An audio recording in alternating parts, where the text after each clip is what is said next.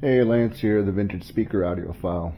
I wanted to talk tonight a little bit more about imaging and soundstage, and I wanted to take you through one of my favorite tracks to test imaging and testing soundstage.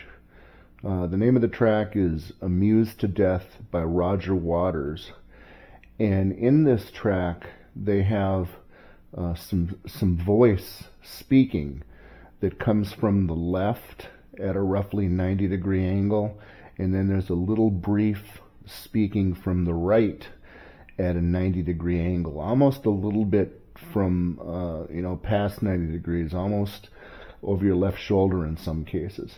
So I found that this is a really good test for your system. If it can properly image these voice recordings, you got your system set up pretty well. You've got position of speakers pretty well. You're probably not getting too many reflections, things like that just destroy imaging and soundstage.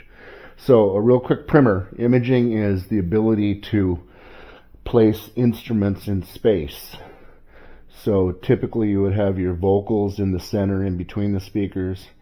You might have your drums and bass there too. Sometimes you'll have backup vocals on both left and the right sides. You might have guitar on the right or guitar on the left.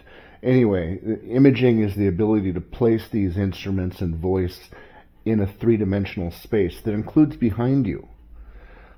Stereo speakers can do this. Stereophonic reproduction allows full three-dimensional reproduction of sound as long as the three-dimensional imaging is in the recording, and not all recordings have that, but some do. And this track here, Roger Waters' Amused to Death, is an interesting example. It has some to the left and it has some to the right as well as in the center. So let's describe it real quick. Unfortunately, I can't play it due to copyright restrictions, but at least I can give you an insight into what's going on. At the very beginning, you're going to hear some voice, and you're going to hear some soft voice, and it's going to be coming from the left. And then the song enters its main part. But where things get interesting is at approximately 6 minutes and 30 seconds into the track. There you're going to hear a distinct voice off to the left, and it should be about 90 degrees off to the left. It's close to 90 degrees as you can kind of envision. It might be a little bit forward, it might be a little closer to 90 degrees, but it certainly should not be washed out. And with a system that's not imaging quite well, what it will do is it'll produce vocals that sound like it's coming from the rear and kind of all washed out. It almost sounds like you have your speakers hooked up out of phase. I don't know if you've ever experienced that. It's worth trying if you've never experienced that. But to change one set of wires on your speakers and turn on some music, and you'll hear this kind of disconcerting sound that the music's coming from, a little bit behind you, all around you, and it just doesn't feel right.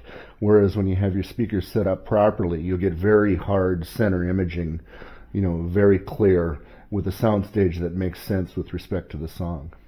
So advance this track to about 6:30 and listen to the voice talking. It sounds like he's talking on a phone, and he'll talk on the left.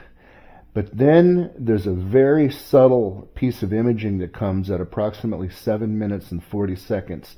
You'll get another voice that's kind of soft immediately to the right at 90 degrees, even maybe a little bit behind 90 degrees in some systems.